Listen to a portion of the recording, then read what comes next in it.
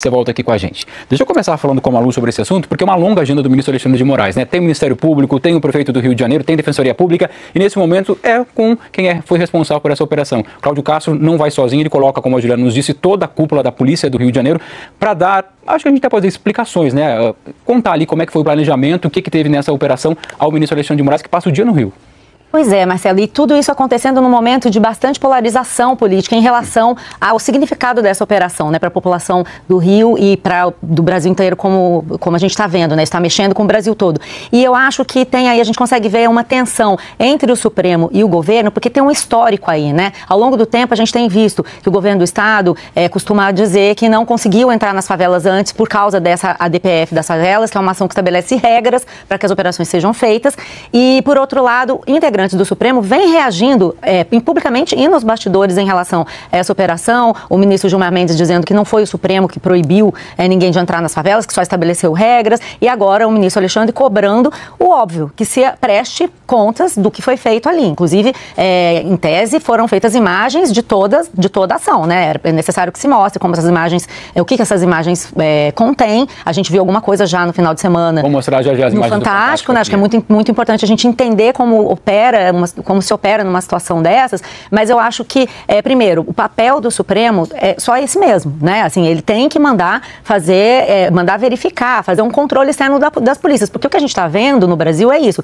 A gente tem um caldo de corrupção policial, um caldo de aumento da criminalidade, apesar dessas operações acontecerem, né? Aumento do controle territorial, e a gente precisa um mínimo de controle externo da polícia, do judiciário. A gente viu na semana passada também que os líderes do Comando Vermelho ordenaram a reação a partir das cadeias, o que mostra que tem alguma coisa de muito errado, né? Eles dentro da cadeia ordenando toda uma reação que parou a cidade. Então tem muita coisa para ser fiscalizada e organizada pelo Supremo. Agora, a gente nunca pode deixar de entender o contexto geral, que é de muito ruído entre governo estadual, governo federal, governo estadual, STF. Não vamos esquecer que o governador Cláudio Castro é um governador do PL, partido do ex-presidente Bolsonaro, e que o governador Cláudio Castro tem uma ação de cassação para ser julgada amanhã no TSE. Nada disso está desconectado. Uma coisa leva a outra. Ele está ganhando espaço na mídia, prestando os devidos esclarecimentos, mas também aproveitando para botar na pauta uma coisa que é do interesse dele, ao invés do que está rolando lá no TSE amanhã, que é muito importante. Né? O futuro dele está em jogo. Tem pesquisas que, inclusive, a popularidade dele aumenta depois da mega operação, né? Que vai tudo nesse bolo. Como você disse, todo mundo foi sugado para dentro dessa questão. Governo federal, governadores que vieram parar aqui, né? Congresso Nacional, Supremo Tribunal Federal. Sobre esse ponto que a Malu falava, até onde o Supremo pode ir, eu queria ouvir o Valdo também. Porque a gente sabe que o ministro Alexandre de Moraes chega há pouco na DPF das favelas, né? Porque o ministro Fachin virou agora presidente do Supremo Tribunal Federal. Mas é isso, né, Valdo? A gente não pode também deixar de colocar no nosso radar que a segurança pública é uma responsabilidade do governo do Estado, mas também não pode fazer tudo. Então, queria entender o que, na sua opinião, também traz o ministro Alexandre de Moraes aqui e o que cabe ao governo do Estado responder a ele. Boa tarde, Valdo. Boa tarde de novo, Marcelo. Boa tarde a todos os amigos aí no Rio. Marcelo, primeiro, né, a operação foi classificada pela população do Rio de Janeiro como uma operação de sucesso, que ela foi aprovada pelos moradores do Rio. Agora, isso não significa que ela não deva prestar contas neste caso, ao STF, porque o Supremo, a pedido ali de entidades, partidos políticos, estabeleceu algumas regras para que seja reduzida a letalidade nestes casos dessas ações nas comunidades no Rio de Janeiro. Esta foi a de maior letalidade, 121 mortos, sendo ali da comunidade traficantes 117, né? Tudo indica que todos eram traficantes, mas 117, né? É um número muito elevado. Por isso, a despeito de ser uma operação bem avaliada, com aprovação, não tem de prestar contas, tem de checar ali se tudo foi feito de acordo com o que estava estabelecido pelo Supremo depois do ajuste, né? Sabemos que a primeira decisão lá atrás do ministro Edson Fachin foi muito polêmica. O governador do Rio e os secretários do Rio de Janeiro costumam dizer que essa decisão do Supremo estava contribuindo para que o Comando Vermelho se organizasse e se fortalecesse mais ainda nas comunidades, principalmente da Penha e do Alemão. Então, essa é uma polêmica. Depois, mas em abril deste ano, você restringiu ali o que o Supremo pedia, acho que houve um certo consenso ali. E agora o governador vai ter que explicar. Ele prometeu transparência, né? logo no dia que ele deu coletiva sobre a operação, ele disse: estou aqui disposto a ter total transparência no que foi feito. Eu acho que isso é positivo, né? Não devemos imaginar que vai ser um confronto. Esperemos que não seja um confronto, mas que seja exatamente isso. Olha, seguiu tudo de acordo com o que estava combinado ou não. É uma reunião, Marcelo, que nós vamos ter que aguardar o seu final para checar realmente como é que foi o clima e qual vai ser o seu resultado. O fato é, né, Marcelo Lins, que o Rio de Janeiro não sai do noticiário e o foco é há uma semana, amanhã completa uma semana do que aconteceu.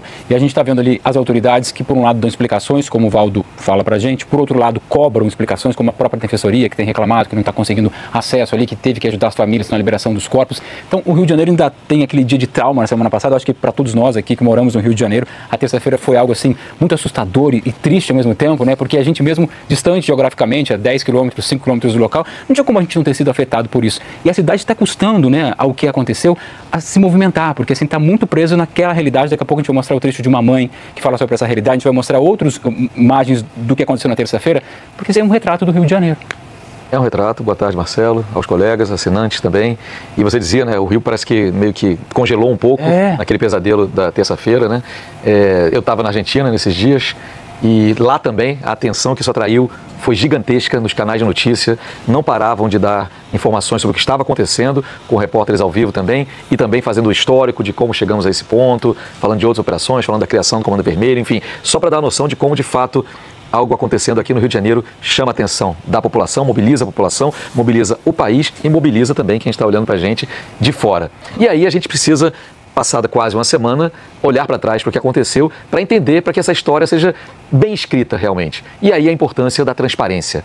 É importantíssimo, a meu ver, que haja uma diferenciação entre a barbárie do crime e o império do Estado da lei, do Estado de Direito. É isso. Há que se mostrar que autoridades, sejam elas policiais, do Executivo, do Legislativo, agem diferente de criminosos que não conhecem limites e a gente sabe como dominam e como aterrorizam populações. Mas é fundamental que para isso haja transparência, que o Ministério Público consiga trabalhar, que a Defensoria Pública tenha acesso a todas as provas, que o Supremo eventualmente veja se de fato foi seguido ou não a DPF, que, como dizia aqui a Malu, não é algo feito para proibir a operação, é feito para estabelecer um certo número de regras até para que a operação funcione melhor. E, finalmente, vamos precisar, em algum momento, olhar para frente também. Quer dizer, quase uma semana depois, dá para dizer hoje que os moradores do Complexo do Alemão e do Complexo da Penha, que são em gigantesca maioria, todo dia saem de casa para trabalhar no asfalto, para servir no comércio, nas indústrias do Rio de Janeiro, nas casas de família também, com trabalhadores da construção civil em todo canto, eles estão hoje mais seguros? O território foi recuperado pelo Estado?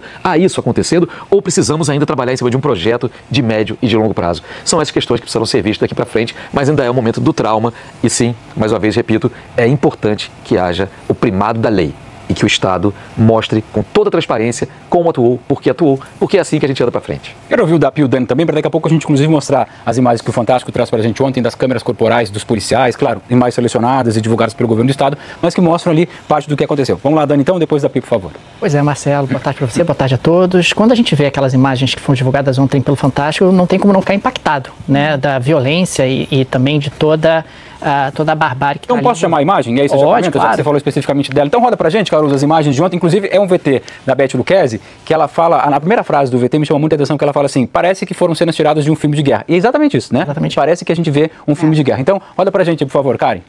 Bom, já tem um plano de extração pra ele? Não. Vamos criar um plano de extração agora. Vamos manter a calma. O blindado não sobe aqui. A gente vai ter que descer. A gente vai ter que descer com ele. 1, 2, 3, levanta. Na maca improvisada está o cabo Oliveira, do BOPE. Em cerca de 4 minutos, chegam ao carro blindado. Levanta mais.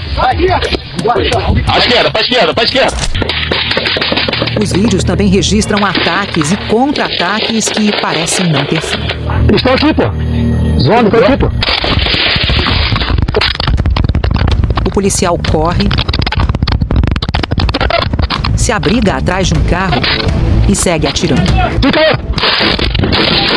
Percebe que um colega foi ferido. Me ajuda, mãozão. Calma.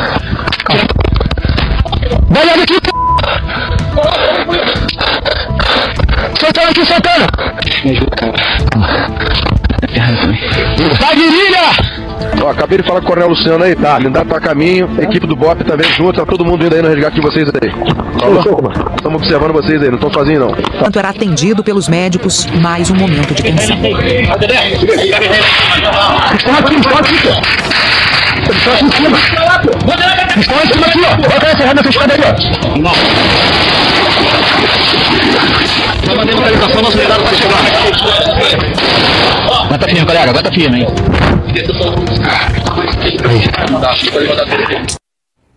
Bom, reforçando que essas imagens que a gente acabou de assistir aqui foram cedidas e selecionadas pelo governo do estado do Rio de Janeiro. Então vamos lá, Daniel, por favor. Pois é, Marcelo, são imagens muito impactantes, né, que realmente parecem ter sido removidas de um filme de guerra e no Rio de Janeiro, infelizmente, elas se tornaram relativamente recorrentes. Esse controle externo que o Supremo vai fazendo me parece bastante adequado e claro que o controle externo tem que ser sempre feito em relação ao trabalho das polícias. Mas acho importante a gente fazer esse controle externo em cima do que foi essa operação. O objetivo da operação nunca foi retomar o território do alemão. O objetivo da operação era fragilizar o Comando Vermelho e, de alguma forma, impedir, ou pelo menos retardar, a expansão que o Comando Vermelho vem realizando no Rio de Janeiro ao longo dos últimos meses. Se essa estratégia é correta ou não, acho que isso é algo absolutamente discutível, é algo que a sociedade deve colocar. Mas o objetivo não era tirar o Comando Vermelho dali. O objetivo era capturar ali, principalmente as principais lideranças que estavam por ali e tentar impor alguma fragilização através da captura de pessoas e da captura de armamentos. E é em cima disso que acho que a gente pode olhar e debater como sociedade se essa é a melhor estratégia, ou se essa estratégia é válida dentro de um quadro mais amplo, ou se ela foi bem sucedida, não foi bem sucedida, o que pode ser feito, o que não pode ser feito, se você cometeu ali ilegalidade, se não cometeu. Eu acho que esse tipo de monitoramento tem que ser feito nessas bases. A Pev, já a gente vai mostrar o depoimento de uma mãe, inclusive, que ela fala, né, um dos lados dessa história, né? Mas quando a gente olha também aquela imagem ali dos policiais, lembrando mais uma vez, imagens cedidas, selecionadas pelo governo do estado do Rio de Janeiro, que divulga, né, o que ele entende que é correto, é assustador você ver um policial ferido, né? É assustador ver qualquer pessoa ferida, qualquer pessoa morta. Mas aí tentando um socorro e o tiro não para, e aí eles improvisam um resgate numa lona que acham no meio do caminho. Então, assim, a gente está falando de, parece uma guerra, assim, né? À luz do dia, ali no Rio de Janeiro. Digo ali porque é daqui a 10, 15 quilômetros onde a gente está nesse momento.